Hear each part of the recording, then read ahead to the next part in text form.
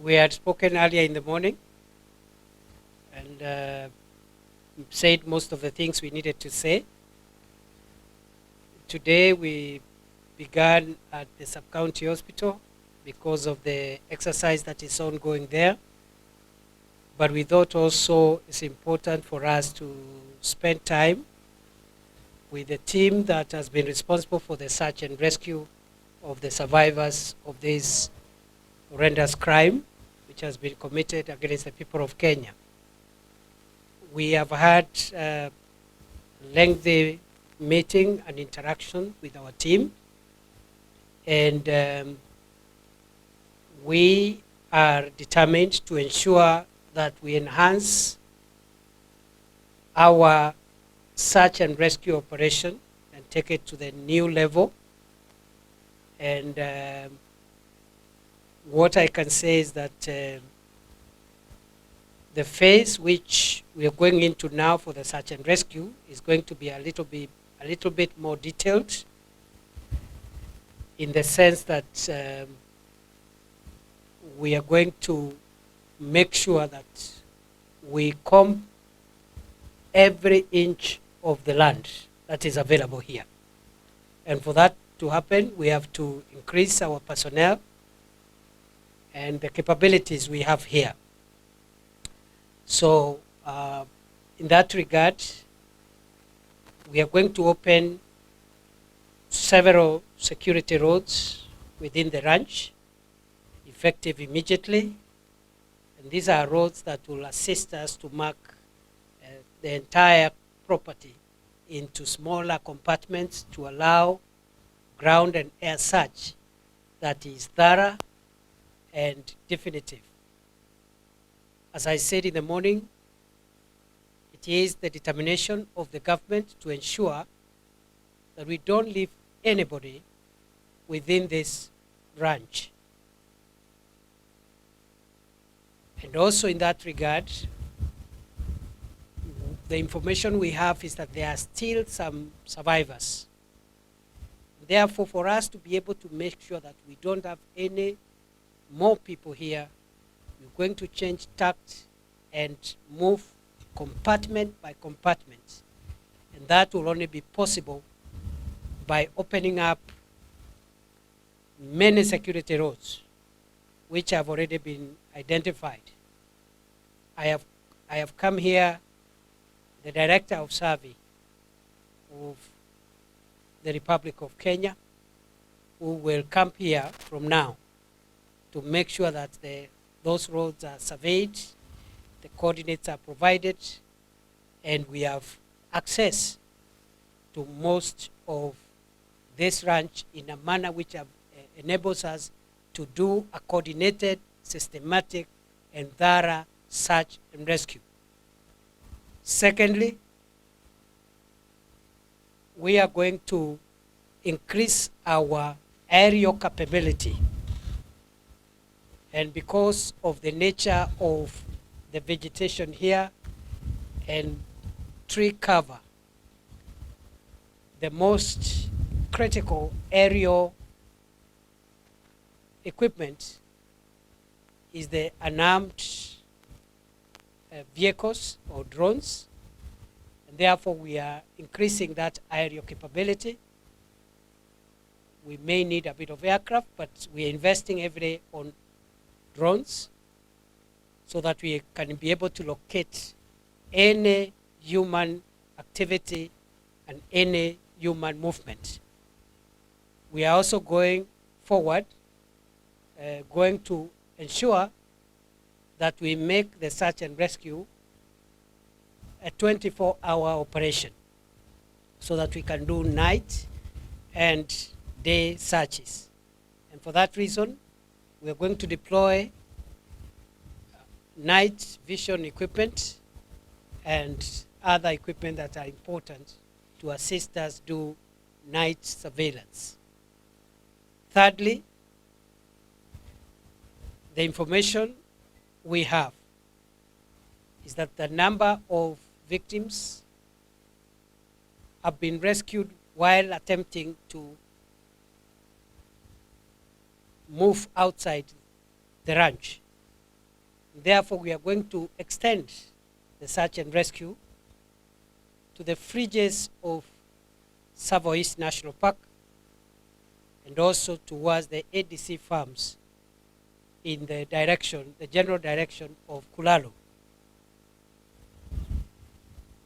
The aim of this expansion is to make sure that we are able to intercept any of the victims who might still be suicidal to try and leave this ranch to go and die elsewhere.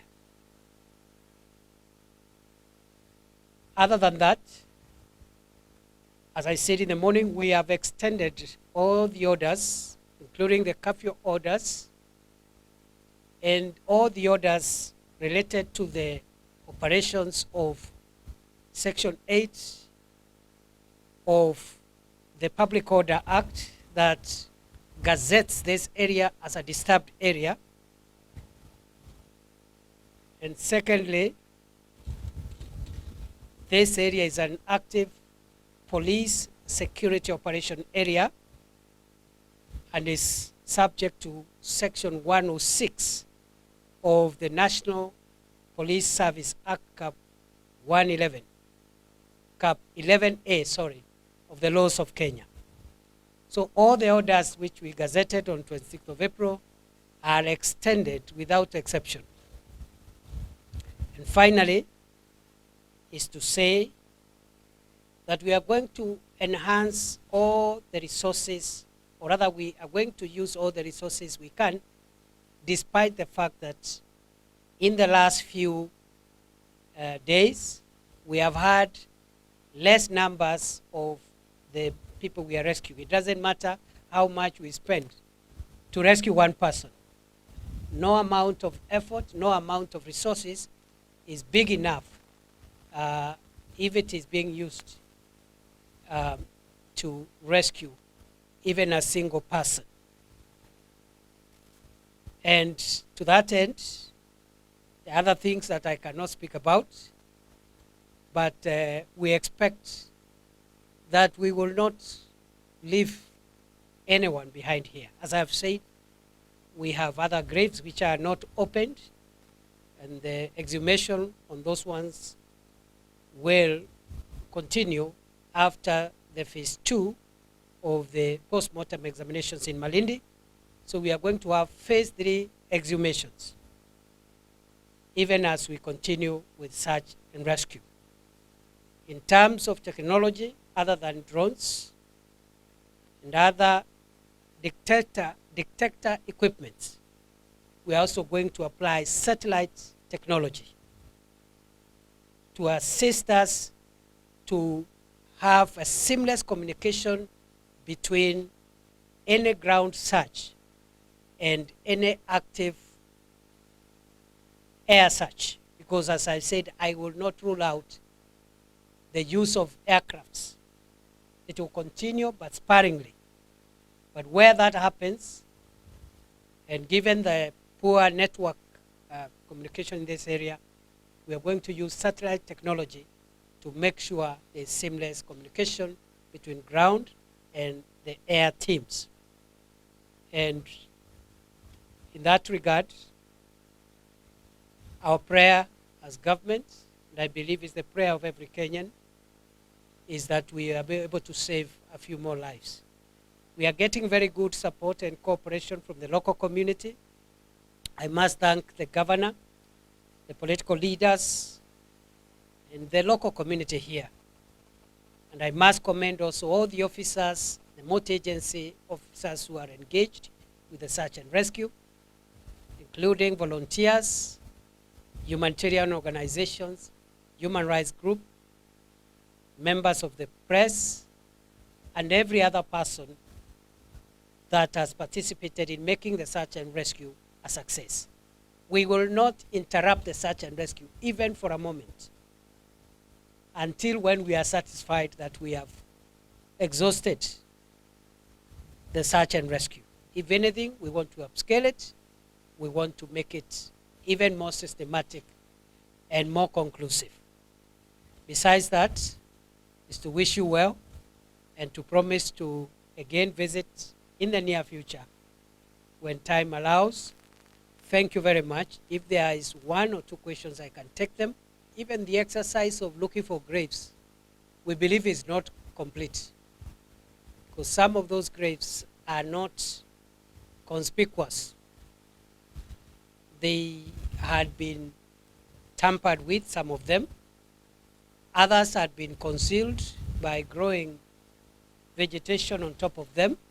So it really doesn't matter how many more we have seen. All what we know is that we have more graves. That is the briefing I have. We have about close to 10 mass graves. We don't know the contents, but we believe there could be more, and we are not leaving anything to chance. And I want to encourage you at this time as fellow Kenyans, it's not so much about the number.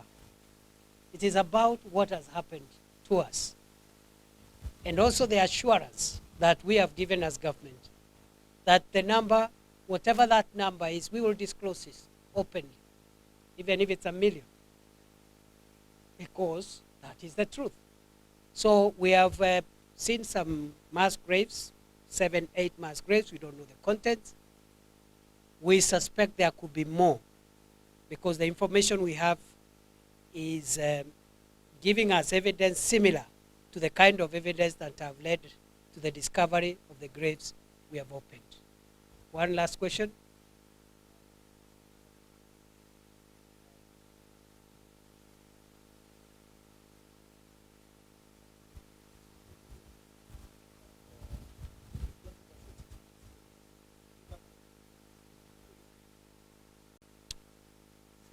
The curfew orders and all the other gazetted orders have been extended for 30 days. As I said in the morning, this is a very complex matter involving mass killings of men, women, and children.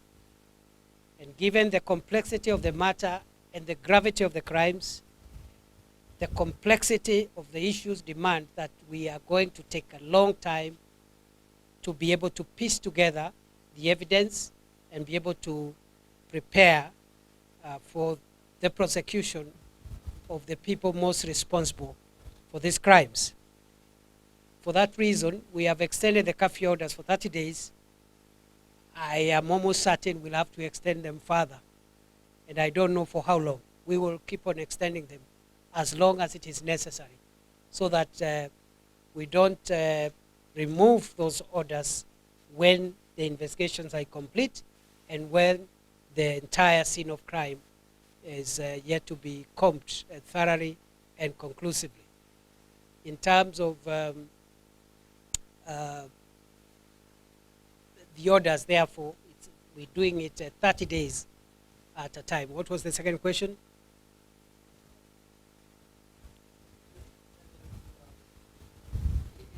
Yeah, we have made a request to the Communications Authority and other agencies to ensure that the radical doctrine of this criminal called Mackenzie and his allies is tracked online and in the cyberspace with a view to have it pulled down. And I think we will be working, we'll be asking the DCI to work together with the CA and other agencies to ensure that much of this is removed from the cyber space. But maybe there's an opportunity also to say that we are also looking beyond Mr. Mackenzie, and we have information that there are others who may not be associated with this incident, but who are doing things or teachings that who are propagating teachings that could be prejudicial to the public interest, and we are in active investigations of those matters.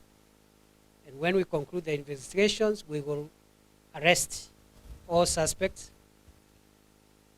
and this will continue with or without your possession, because I have heard a school of thought suggesting that government should not harass or interfere with the freedom of worship. I don't want to repeat what I've said before. Freedom of worship does not include the freedom to kill. In any religion. And so this is a turning point for our country. We have given notice to all those preachers propagating suicidal and other dangerous doctrines that we will deal with them, we'll arrest them, we'll take them to court, and we'll defend our action, because what they are doing has nothing to do with the right to the freedom of worship. Naombea baraka za Mwenyezi Mungu ya mwisho